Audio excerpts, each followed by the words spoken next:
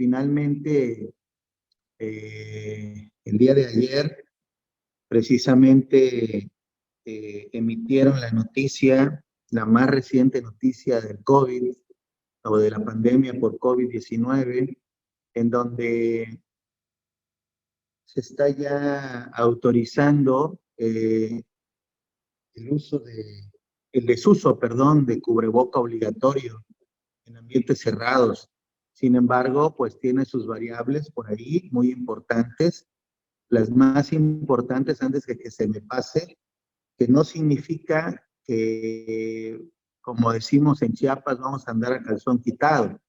Simple y sencillamente ha cambiado algunas recomendaciones basadas en la Organización Mundial de la Salud, en la que en ambientes abiertos podemos no usar cubrebocas siempre y cuando tengamos sana distancia. Todo va en relación a la sana distancia y a la ventilación natural que podamos tener en ambientes abiertos y cerrados. Lógicamente, pues en ambientes abiertos no hay tanto problema con la ventilación, pero en ambientes cerrados, en que tengamos una adecuada ventilación, podremos, siempre y cuando haya sana distancia, poder prescindir del cubreboca. Sin embargo, es importante saber que si al evaluar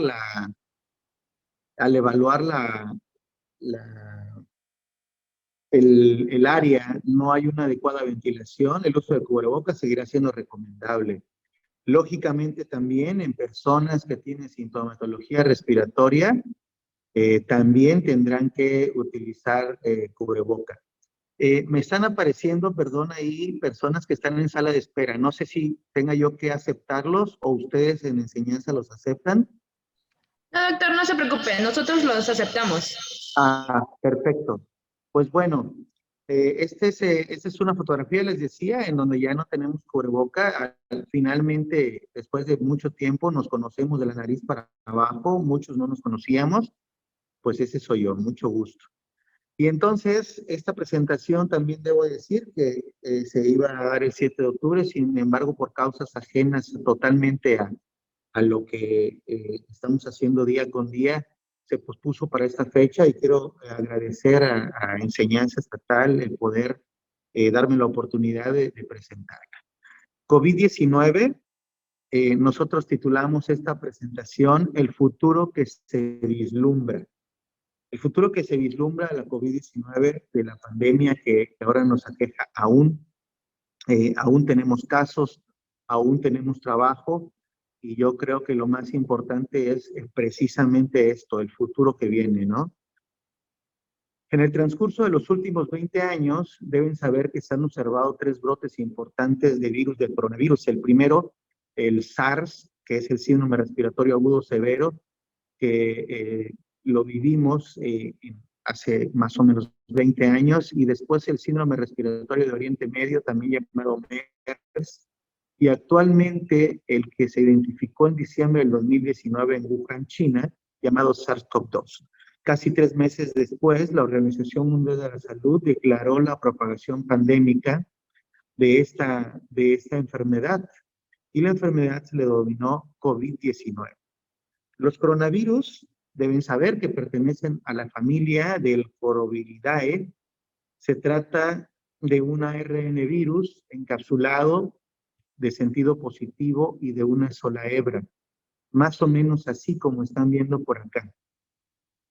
Y la estructura genética está compuesta por una cadena de ARN que contiene 14 sitios de lectura, se divide en 16 genes de proteínas no estructurales, 4 genes sí estructurales y que codifican las proteínas S, E, M y N. Finalmente, otros genes accesorios. La proteína Spike, que es la más importante, y ahorita vamos a ver por qué, la contiene también esta envoltura.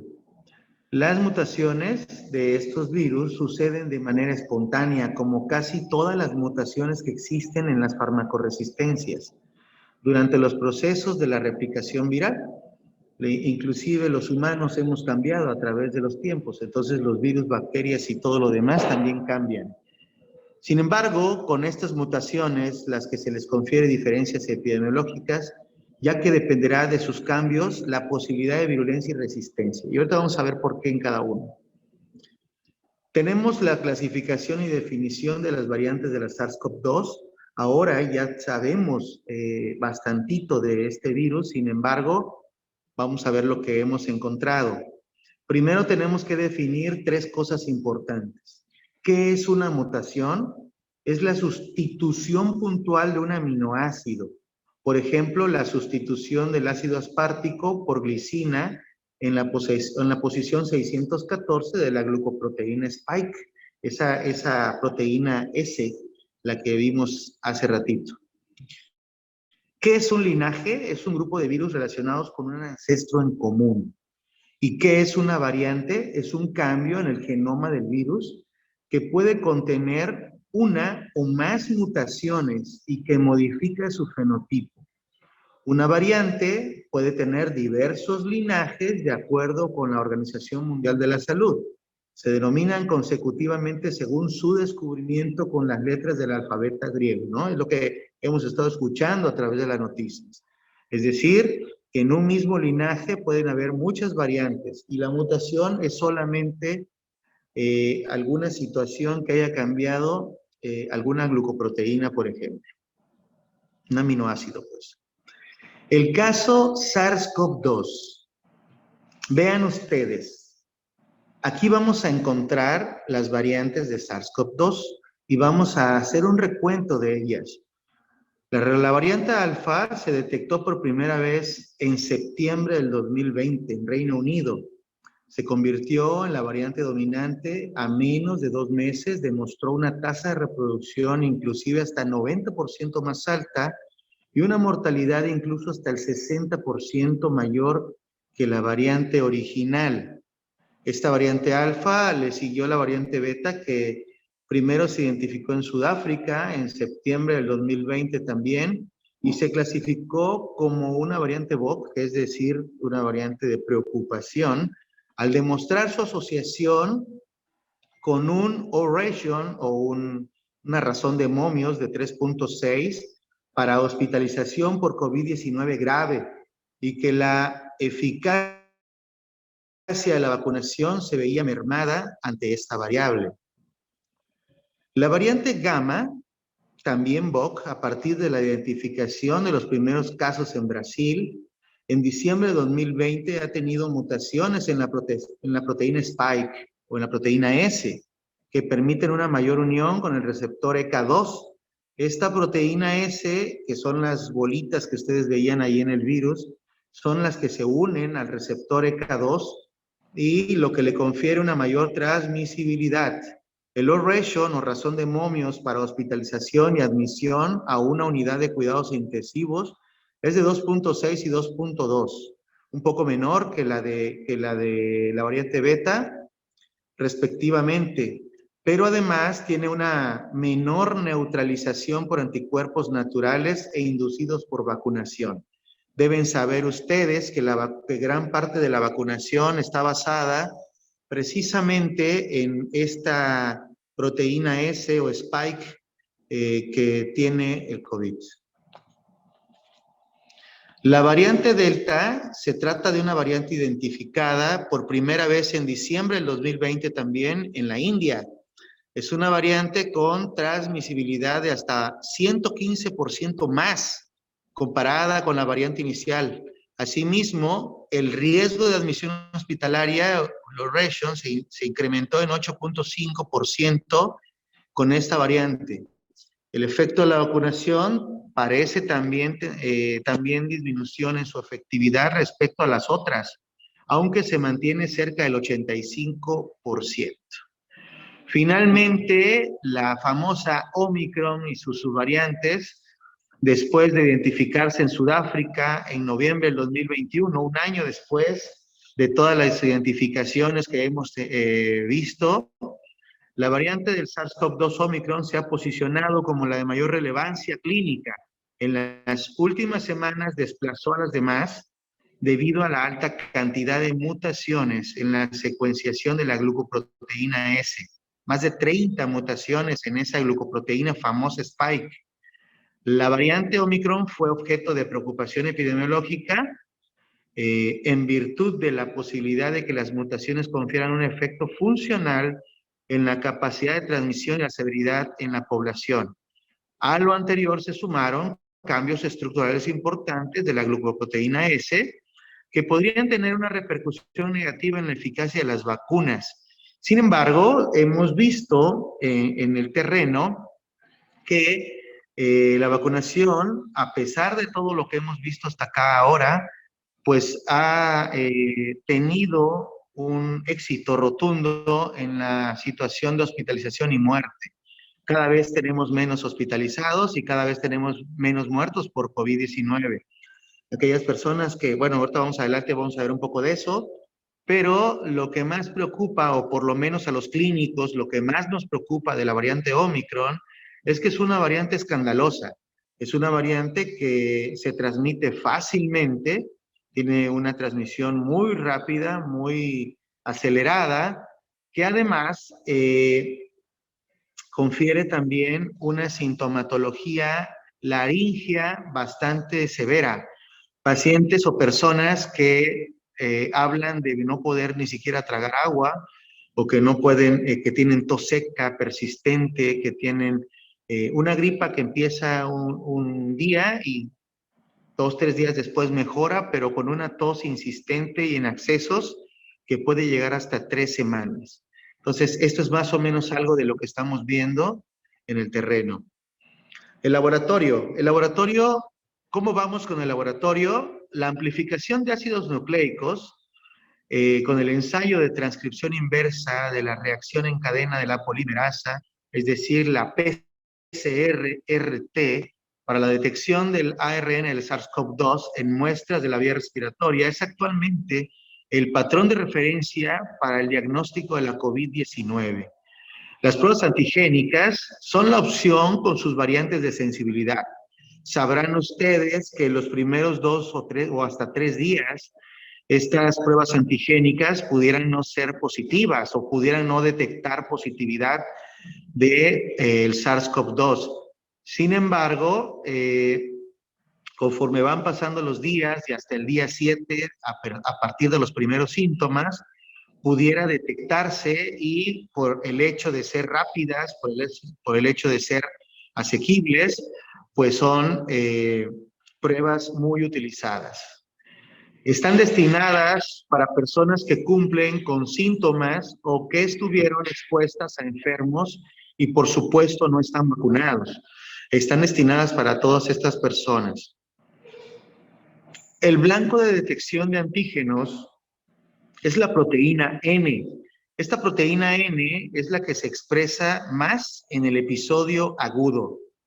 Esta es una prueba real que hicieron mis compañeros del Poliforum, el cual está negativa, y vean ustedes esta que pues está positiva, como una prueba de embarazo prácticamente. Pruebas serológicas. Las pruebas serológicas son, hablamos de lo siguiente. Los anticuerpos IgM específicos para SARS-CoV-2 se pueden detectar a partir del tercer día de la exposición inicial en pacientes asintomáticos, hasta en pacientes asintomáticos. La IgM llega a un pico máximo entre la segunda y tercera semana, por lo que puede detectarse durante un mes después de la exposición al virus, definitivamente. La IgA y la IgG específicas al SARS-CoV-2 se detectan a partir del cuarto día de la enfermedad con incremento gradual hasta llegar a un pico después de 2 semanas y puede continuar hasta 4 a 6 semanas. Es decir, es una prueba que no nos sirve para hacer diagnóstico, sino pues sería demasiado tarde muchas veces, pero que puede apoyarnos en detectar si esa persona estuvo expuesta al virus y ya tiene anticuerpos, definitivamente. Su utilidad no se basa en el diagnóstico. Manifestaciones radiológicas. Deben saber ustedes que el sistema de datos y reporte CORADS, radiológicamente hablando, para COVID-19, Es un esquema utilizado para categorizar la tomografía axial computada. Representa el nivel de extensión pulmonar. Sin embargo, no nos representa que sea para diagnóstico. Es común encontrar las mismas manifestaciones que otras enfermedades virales, definitivamente. Sin embargo, la evaluación es imprescindible. En ocasiones nos sirve para decidir el área de internamiento y la evolución de las secuelas. Muy probablemente una persona con COVID y que tenga una medición de 4, de 5, requiera inclusive de una terapia intensiva. Sin embargo, al tener 2 o 3, pudiera quedarse en un área hospitalaria y no en terapia intensiva, pues. Y las secuelas, pues sí, es lo que estamos viviendo ahora, el reto de las secuelas, en el que, como en casi la mayoría de las secuelas respiratorias, no tienen una adecuada atención. Aquí está para ustedes los niveles de CORAD 0, 1, 2, 3 y 4 y hasta 5, me parece, en donde vamos a ver que a partir de el CORAD 4 tenemos un alto nivel de sospecha para infección pulmonar por COVID-19 basándose en hallazgos atípicos para neumonía y se demuestran características que pueden coexistir otras infecciones virales. Sin embargo, el 5 tiene una alta sospecha para la infección pulmonar, opacidades en vidrio deslustrado, que ya muchas personas hemos visto, con o sin consolidaciones en regiones pulmonares, cercanas a la superficie sobre todo. Hay distribución bilateral y multifocal, una neumonía multilobar en parches. Esta es una tomografía tomada de un artículo, un extraordinario artículo de revisión del COVID. Vean ustedes, es un CORAD 4 leve inicial, y esto es un CORAD 4 pero severo intermedio avanzado. Entonces, este es un paciente vacunado y este es un paciente no vacunado. La diferencia es abismal. Por lo tanto, el solo tener o el solo poder tener un área lesionada en la periferia de la base derecha, a tener todo este vidrio deslustrado en la fotografía 2, pues hay una diferencia abismal. Y mientras uno se pudiera quedar en hospitalización o en casa, el otro tendría que ingresar a terapia intensiva. En nuestra realidad, en el estado de Chiapas, a pesar de que tenemos muchos aparatos de rayos X, dentro de la pandemia hemos aprendido a utilizar o a continuar utilizando la tele del tórax. Y la tele del tórax, precisamente, no sé si traigo una diapositiva, pero ahorita vamos a ver, de la tele del tórax, ha sido una herramienta extraordinaria para poder determinar la parte radiológica. Y bueno, este es el equipo, parte del equipo en realidad, un 10% del equipo que hemos estado frente del Poliforum. En realidad es un gran equipo entre médicos generales, licenciados, enfermería, etcétera, nutriólogos, psicólogos, técnicos radiólogos. Es un equipo que ha estado al frente de la pandemia y que tiene un gran reconocimiento. Evaluación de la enfermedad. Esta parte precisamente nos habla de cómo evaluar esta enfermedad por COVID-19, del domicilio al hospital, dónde dejamos al paciente. Y bueno, esta evaluación está actualizada a la nueva guía emitida por los múltiples organismos gubernamentales en salud en México. Ahora se evalúa en enfermedad leve, moderada o grave, y la enfermedad leve debe no tener evidencia de neumonía o hipoxia, con una saturación que aquí es donde cambió la clasificación, estaba en 94, ahora está en 90 al aire ambiente, se acepta hasta 90. Moderado, signos clínicos o radiográficos de neumonía con una frecuencia respiratoria menor a 30, saturación mayor a 90, al aire ambiente, sin requerimiento de oxígeno, perdón. Y finalmente, una enfermedad grave, signos clínicos o radiográficos de neumonía, más uno de los siguientes: frecuencia respiratoria superior a 30, dificultad respiratoria grave y una saturación de 90 o menos. Definitivamente ese paciente requiere ser hospitalizado. En esta otra guía nos habla del manejo general en pacientes no hospitalizados. El manejo siempre debe incluir brindar atención de apoyo en todo lo que se requiera, no nada más para la enfermedad por COVID. Debe de considerar el uso de una terapia específica para COVID-19. Ahorita vamos a hablar de este tipo de terapias para pacientes que tienen un alto riesgo de progresión a la enfermedad. Tomar medidas para reducir el riesgo de transmisión, incluido el aislamiento del paciente. Deben saber ustedes que el mejor aislamiento no es dejarlo en una habitación solo y que Dios lo bendiga. El mejor aislamiento es el uso de cubreboca para precisamente ponerle un método de barrera que evite los contagios.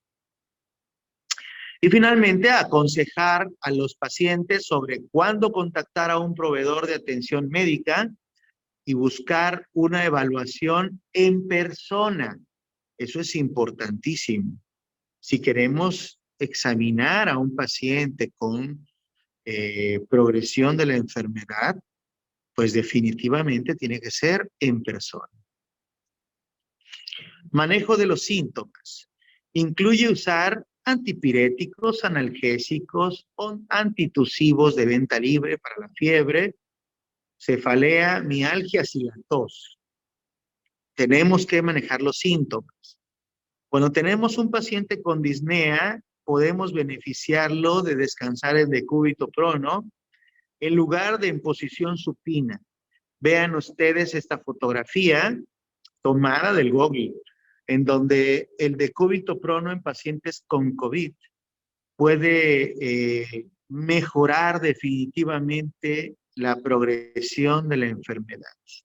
Ahí dice 16 horas, pero deben saber ustedes que muchos de nuestros pacientes se han pasado días, no horas, y días en posición prono, en posición de decúbito prono, y muy importante que muchas de las veces desaturaban hasta al moverles la cabeza. Entonces, valorar el tipo de movimiento que vamos a tener. Definitivamente este tipo de pacientes requieren de una atención un poco más fina e integrada, definitivamente porque al necesitar hacer sus necesidades, ir al baño, etcétera, es importante que se tenga un cuidado especial para no volver a hacer este tipo de imágenes de SDRA. Entonces, estos pacientes, estando en decúbito prono, cuando quieren ir al baño o hacer del 2, etcétera, pues requieren más o menos de tener una ayuda adecuada. Debe considerar educar a los pacientes sobre ejercicios de respiración. También se debe recomendar beber líquidos regularmente para evitar la deshidratación y se recomienda reposo según sea necesario. Habitualmente las recetas que damos dicen reposo relativo en cama. Se debe aumentar la deambulación en algunas ocasiones y otras formas de actividad según la tolerancia. Si el paciente está en los primeros 5 días, la recomendación es mantener reposo en cama. Sin embargo, pasando esto y viendo que no hayan complicaciones, puede empezar a deambular el paciente. Esta es una imagen en donde precisamente nos habla de los tipos de respiración que pueden ayudarnos para empezar una rehabilitación pulmonar, como lo escuchan, estando dentro de la enfermedad a partir del día 4 o 5, podemos empezar. Aquí solamente 3 ejemplos de lo que se puede hacer en cama. En la primera imagen, una respiración abdominal diafragmática, tipo yoga, en posición acostada, con elevación de la cabeza del 30 al 45%. En la segunda imagen, una expiración con labios fruncidos, es decir, poniendo un poco de resistencia para fortalecer estos músculos de la respiración. Y finalmente, una respiración con expansión costal y elevación de brazos acostado, una elevación de cabeza de hasta 45 grados. Este tipo de terapias se pueden hacer en cama, lo puede hacer el paciente afectado, la persona afectada, y no requiere de mayor esfuerzo.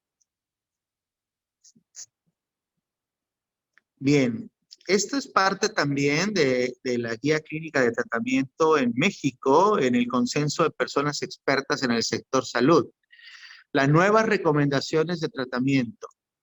Vean ustedes el uso de estos 3 medicamentos, Paxlovid, Molnupiravir y Remdesivir. El Paxlovid, en una dosis habitual de 100 miligramos cada 12 horas por 5 días, administrado por vía oral.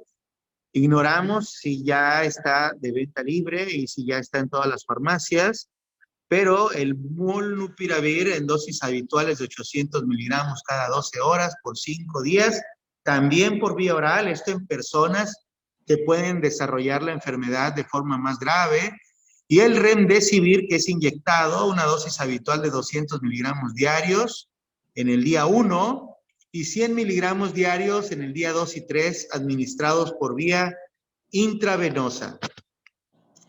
Se ha incluido la opción de un anticuerpo monoclonal, de un biológico, pues, para pacientes con COVID-19 leve a moderado en los primeros 10 días de evolución y que tengan alto riesgo de complicaciones.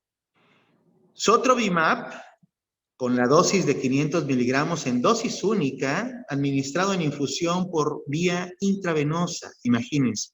La fluvoxamina se revisa, pero no se recomienda aún su uso por la limitada evidencia científica, antidepresivo. Se han eliminado también las recomendaciones definitivamente para el uso de ivermectina, ya ni pensarlo, colchicina y plasma convaleciente. No hay evidencia para su uso. Se han reportado modificado las recomendaciones para anticoagulación en pacientes hospitalizados. Antes nos querían pedir hasta angiotomografía para determinar si el paciente estaba con trombosis y ahora ha cambiado. No se recomienda el uso de antiagregantes plaquetarios. Definitivamente la aspirina pues no hace nada con estos pacientes. Vamos a revisar fármaco por fármaco. Paxlovid.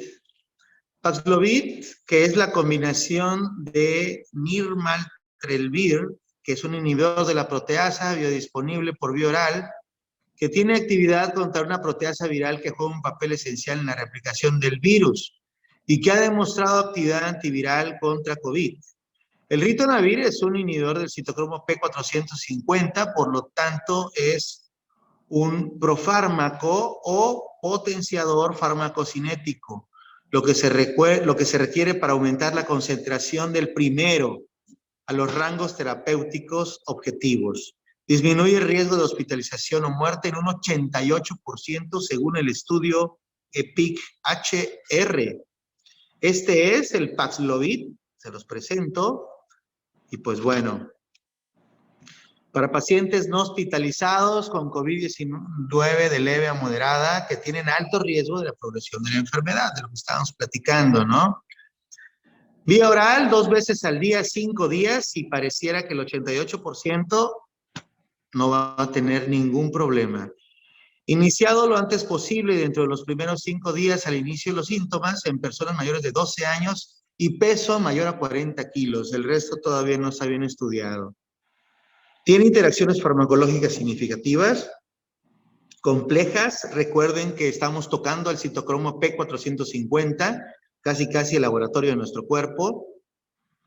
Precisamente debido principalmente a la presencia de ritonavir, antes de recetarlo, los médicos deben revisarme detenidamente el uso concomitante con otros fármacos, ¿no? Y suplementos herbales definitivamente están prohibidos para evaluar posibles interacciones, efectos farmacológicos. En pacientes con falla renal con una tasa de filtrado entre 30 y 60, hay que bajar la dosis a 100 o a 150 cada 12 horas. No se recomienda en pacientes con una tasa menor a 30. El Paxlovid no ha demostrado beneficio en pacientes críticamente enfermos. No se usa en el hospital. Contraindicaciones de este medicamento: hipersensibilidad, definitivamente, insuficiencia hepática o renal, ya hablamos de eso, la administración con fármacos que dependan el CYP3A o citocromo P450 también para su eliminación. La administración con medicamentos que son inyectores potentes de una tasa de filtrado menor a 30 y listo. Esas son las contraindicaciones. Remdesivir, un inhibidor de la replicación viral de virus de ácido ribonucleico ARN. Este medicamento, recomendado en pacientes ambulatorios, tiene 2 recomendaciones. En pacientes no hospitalizados, leve a moderado, que tienen un alto riesgo de progresión de la enfermedad, de ser factible 3 días de remdesivir, 200 el primero, 100 y 100 el segundo y el tercero. En los primeros 5 días de inicio de los síntomas, después disminuye su efecto. Centros con capacidad de administrar tratamiento intravenoso, es muy importante que se usen estos centros. Perdón. Un beneficio demostrado en pacientes ambulatorios, definitivamente. En el ensayo clínico controlado y aleatorizado se encontró que el tratamiento con remdesivir con 3 días redujo el riesgo de hospitalización. Vean ustedes el nivel de confiabilidad, y esto representa 45 hospitalizados menos por cada 1000 personas tratadas. Aunque la certeza de la evidencia es baja, el efecto del medicamento fue muy sólido. Beneficios demostrados en pacientes hospitalizados. De acuerdo a un metaanálisis del Instituto Nacional de Salud del Reino Unido, de 4 estudios con calidad de evidencia moderada, encontraron que el remdesivir reduce la muerte al día 28 en las personas hospitalizadas que no requieren oxígeno y que requieren de un flujo bajo en comparación con la atención estándar. La estimación no es estadísticamente significativa, sin embargo, 25 muertes menos por cada 1000 pacientes tratadas. Fueron 6.318 personas de 4 estudios, y en el uso hospitalario se propone cambio de 5 días por un máximo de 5 días o alta si se da antes de tiempo. Este es el remdesivir.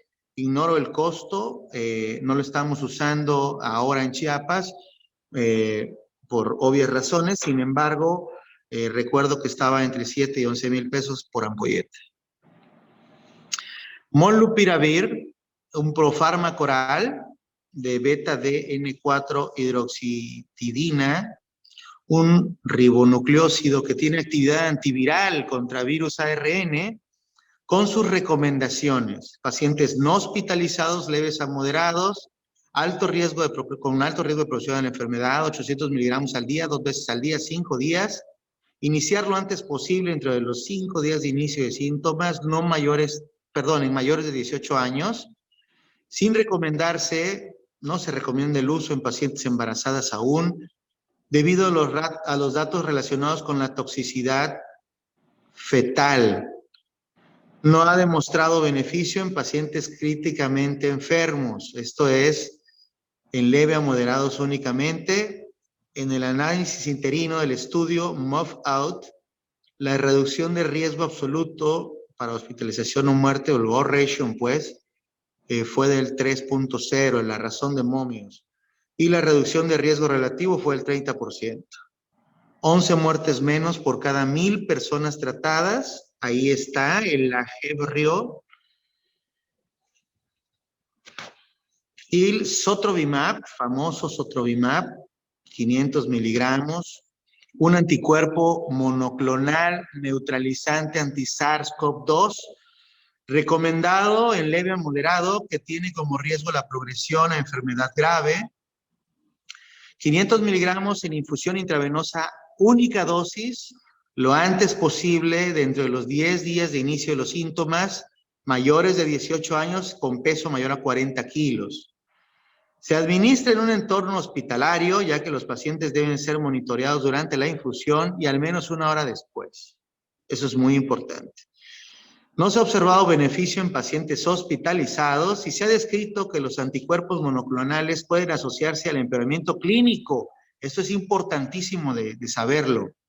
Cuando se usa en pacientes hospitalizados, que requieren de alto flujo, por ejemplo, o de ventilación mecánica, beneficios demostrados no ha tenido. En ensayos clínicos para este anticuerpo monoclonal mostraron reducción de riesgo para hospitalización o muerte de un 70 a un 85% en relación a placebo. Entonces, el siguiente paso, la tromboprofilaxis y tratamiento anticoagulante, no anticongelante como los coches, en hospitalizados. ¿Qué hay de este tratamiento? Bueno, pues todos los enfermos hospitalizados deben de recibir tromboprofilaxis con alguno de los siguientes anticoagulantes en orden de preferencia: heparina de bajo peso molecular, heparina no fraccionado o fondaparinux, ¿no? Que sería algo mejor. Antes de prescribir la tromboprofilaxis o un tratamiento anticoagulante, debemos de estar enterados de varias situaciones, que esto ya lo traía la guía anterior. Sin embargo, nos reiteran que en esta guía del 2022, tener en cuenta las plaquetas inferiores a 50,000, una hemoglobina menor a 8, indicación de doble terapia antiplaquetaria, es decir, si el paciente toma aspirina, clopidogrel o etcétera, lo que ven por ahí, hemorragia evidente en los últimos 30 días, una enfermedad hemorrágica hereditaria, una enfermedad hemorrágica adquirida, enfermedad hemorrágica, pues, o en el caso de contraindicación de anticoagulantes, se deberá de usar tromboprofilaxis mecánica, es decir, vendaje de miembros, preferentemente con dispositivos de compresión neumática intermitente. Sin embargo, lo que esté a nuestro alcance es más que necesario. Dosis de heparina. ¿Cómo se usa la heparina? Por un lado, la tromboprofilaxis con dosis terapéutica alta está indicada en los enfermos ingresados por COVID-19 con las siguientes características: enfermos hospitalizados fuera de la unidad de cuidados intensivos, requerimiento de oxígeno a bajo flujo, incremento de dímero D por arriba de los valores de referencia en su institución, o sea, en el laboratorio que nos están mandando. En las pacientes no embarazadas, que no tengan alguno de los factores de riesgo de hemorragia anotados arriba, y se administra por un periodo inicial de 14 días o hasta el momento del alta hospitalaria. Lo que ocurra primero: los enfermos hospitalizados fuera de la unidad de cuidados intensivos que tengan tromboprofilaxis con dosis terapéutica alta, se recomienda cambiar con la dosis estándar si son ingresados a la UCI, es decir, la dosis terapéutica estándar, a menos que tengan tromboembolia demostrada o alguna otra indicación previa al COVID, FA, prótesis valvulares, etcétera, ¿no? Y entonces la tromboprofilaxis con dosis estándar con heparina de bajo peso molecular está más o menos así. Peso del paciente menor a 80 kilos, 40 miligramos subcutáneos cada 24 horas durante toda la hospitalización. Mayores a 80 kilos, 60 miligramos, lo mismo.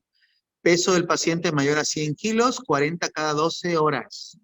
Y en los pacientes con depuración entre 15 y 30 o aclaramiento de creatinina entre 15 y 30, debemos de disminuir la dosis a la mitad, por debajo de 15 mililitros por minuto. Hay que considerar heparina no fraccionada, dosis profilácticas fijas de 5,000 unidades cada 8 horas. Vean ustedes, estas son algunas de las presentaciones de la enoxaparina, que precisamente hablando de la heparina de bajo peso molecular. Y la dosis terapéutica, aquí es lo interesante: 1 miligramo por kilo de peso cada 12 horas, o el equivalente de otras heparinas. Depuración menor a 15, se sugiere un cambio de heparina no fraccionada a dosis terapéuticas fijas de 12.500 unidades cada 12. Se debe valorar siempre la función hepática. Se puede utilizar infusión continua si se cuenta con pruebas que podamos, las 24 horas que podamos determinar el seguimiento de estas, ¿no? Y trombocitopenia con una cuenta de plaquetas mayor a 50,000, se pueden utilizar dosis tromboprofiláctica a dosis estándar o dosis terapéuticas altas sin ningún problema.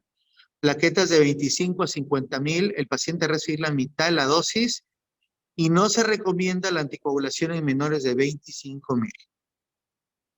Esta tabla son los grupos de priorización de pacientes no hospitalizados con COVID-19 de leve a moderado, una enfermedad sintomática y menos de 5 días de inicio. Esto es para el triage del cuadro que tiene un alto riesgo de progresión de la enfermedad. Vean ustedes, arriba están las condiciones: supresión inmunológica grave, mayor de 65 años y vacunación incompleta, prioridad 1. La prioridad 2, baja la edad con vacunación incompleta y mayores de 65 años con vacunación completa, pero acá ya tiene las comorbilidades. En mi experiencia, hipertensión arterial la más importante o procesos cardiovasculares. 18 a 50 años, vacunación incompleta más comorbilidades. Mayores de 65 años, vacunación completa. Estos ya están en el grupo 3, no menos importante, pero sí menos preocupante. Cuando tenemos enfermedad grave, tenemos signos clínicos o radiográficos de neumonía, más uno de los siguientes, ya dijimos. Es importante considerar en la saturación de oxígeno la altitud del sitio residencial, de la residencia, condiciones previas del paciente. No vaya a ser que tengamos un paciente que habitualmente tiene EPOC o alguna otra patología y que desatura, por ejemplo, las secuelas de tuberculosis, son algunas de las que nos mantienen con un poco bajo de la saturación de oxígeno y no nos vayan no vamos a equivocarnos creyendo que es el COVID. En personas con patología pulmonar previa, como estamos diciendo, y si él maneja 90, pero disminuye 3%, entonces sí es preocupante. Estas las radiografías que les comentaba. Estas son placas tomadas por el buen amigo Tanner, el técnico radiólogo Tanner, excelente técnico, con unas imágenes extraordinarias, con una responsabilidad y con un compromiso para con el equipo Poliforum, en que fíjense ustedes lo que podemos encontrar: neumonías de este tipo en este cambio de color.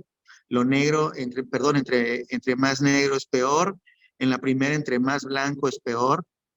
Vean ustedes estas manchas oscuras en el ápice izquierdo. Esas son placas de tórax que definitivamente sí nos dan un gran apoyo. Vidrio despulido, vidrio delustrado, neumonías segmentarias completamente. Este paciente en terapia intensiva, ahí se alcanza a ver el catéter central. Tratamiento. ¿Cómo se tratan estos pacientes? Definitivamente un paciente grave hay que hospitalizarlo y darle las medidas de soporte. Para empezar, tenemos que evaluar de forma integrada sus posibles comorbilidades. Esto ha sido todo un reto. Definitivamente en nuestros servicios médicos, afortunadamente tenemos médicos que han evaluado y que han tratado la mayoría de las comorbilidades. No les puedo decir que no hemos necesitado de un cardiólogo, de un nefrólogo, etcétera, de un psiquiatra inclusive. Sin embargo, de forma integrada y consensuada, hemos durante estos casi 2 años y medio, bueno, ya 2 años y algo, tratado de hacerlo mejor de forma integrada con nuestros pacientes. Evaluamos con qué lo vamos a oxigenar, desde unas puntas nasales a 4 litros por minuto, unas puntas nasales de alto flujo, una mascarilla no invasiva o inclusive una intubación orotraqueal, pues tenemos que evaluar eso desde su llegada y forma parte del tratamiento, evaluar el servicio que lo atenderá. Este paciente se va a quedar en hospitalización, este paciente requiere terapia intermedia o requiere terapia intensiva. Lo que sí es cierto es que al ser hospitalizado, prácticamente es tratado como una terapia intensiva. Sin embargo, sí tenemos algunas divisiones dentro de nuestra área hospitalaria. Tenemos que evaluar el riesgo de trombosis o trombosis si ya trae. El uso de dexametasona continúa siendo el esteroide más recomendado en aquel estudio emitido en septiembre del 2020, en el que cambió prácticamente, aunque ya usábamos esteroides empíricamente, definitivamente cambió la forma del manejo de la COVID-19. La dosis de 6 miligramos cada 24 horas por 10 días, esa formulita que hemos estado usando en hospitalización, 10 días o al alta, lo que ocurre primero, ha sido lo que ha salvado muchísimas vidas dentro de este tratamiento. Otros corticosteroides ya están aceptados con dosis equivalentes, solo a quien lo requiera. Definitivamente en pacientes que requieren oxígeno, no está indicado en pacientes ambulatorios, no está indicado en dosis de, le decimos dosis de bolos, o sea, es decir, hemos visto recetas de en casa de dexametasona, una ampolleta diaria por 3 días y de ahí suspender. No es esa la indicación. Está no bien usado, pues, dentro de ese tipo. Y bueno, solo a quien lo requiera, ya que aumenta el 20% la mortalidad en aquellos que lo usan con saturación mayor a 94%. Quienes no requieren oxígeno, vean ustedes, aumenta el 20%, en lugar de hacer un bien, hacer un daño. Y definitivamente Remdesivir en pacientes hospitalizados mayores de 12 años y peso mayor a 40 kilos, con requerimiento menor a 15 litros por minuto de oxígeno. No en ventilación mecánica, no está indicado en ventilación mecánica, menos de 8 días desde el inicio de los síntomas, también eso es importante. Después prácticamente no puede tener acción deseada el Remdesivir. Y bueno, ¿qué tenemos de tocilizumab? ¿Cómo ha sobrevivido el tocilizumab en esta pandemia? En pacientes con uso actual o previo de esteroides se debe usar tocilizumab. A quienes no se les ha aplicado otro inhibidor de interleuquina 6, algunas por vía oral se han utilizado en casa, pues ya no son candidatos a tocilizumab. Y cuando no haya evidencia de otra infección bacteriana o viral, eso es importantísimo. Los pacientes, pues muchas veces no vienen inocuos, traen otras comorbilidades, ¿no? Necesidad de oxígeno suplementario también es una indicación, y nivel de PCR o proteína C reactiva mayor a 75. Estos pacientes se benefician con la aplicación de tocilizumab, o que empezaron hace menos de 48 horas con oxígeno nasal de alto flujo, presión continua positiva en la vía aérea, ventilación no invasiva o ventilación mecánica invasiva. El beneficio disminuye el riesgo de muerte en personas hospitalizadas entre el 21 y 28 días, es decir, 28 menos por cada 1000 personas tratadas.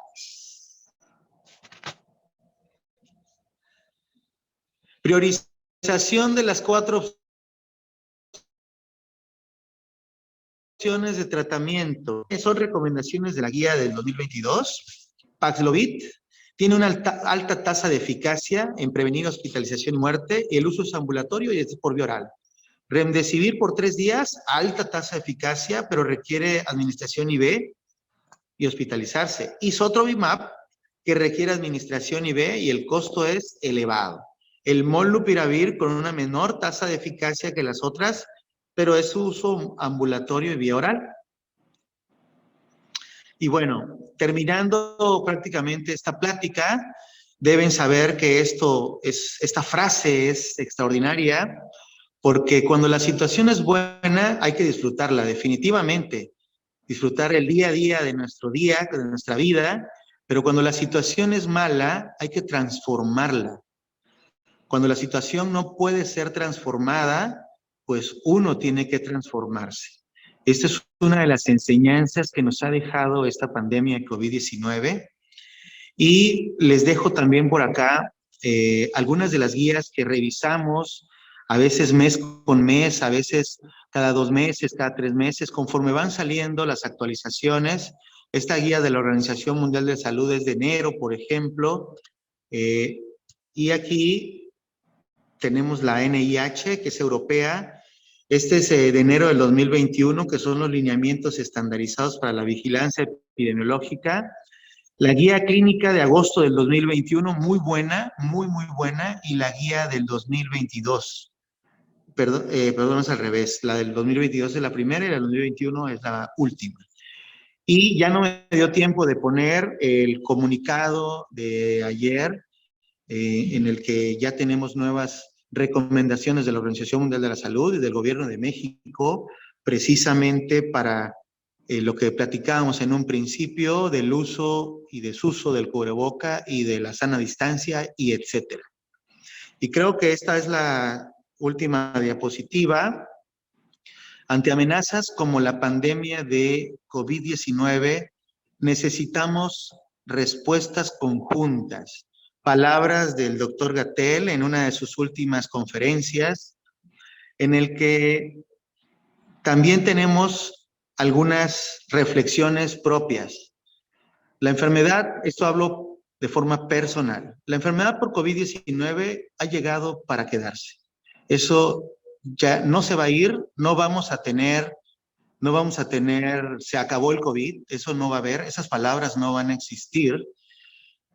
Nos ha recordado la importancia de la higiene.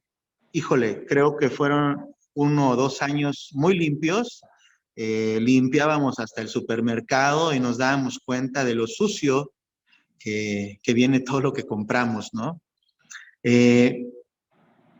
Nos ha recordado también lo frágil que es la vida. La vida es muy frágil y por ende, nos decía la frase anterior, hay que vivir lo mejor posible. Nos ha hecho reaccionar para tener que evolucionar. El uso de cubreboca, yo recuerdo en 2019, era un tabú.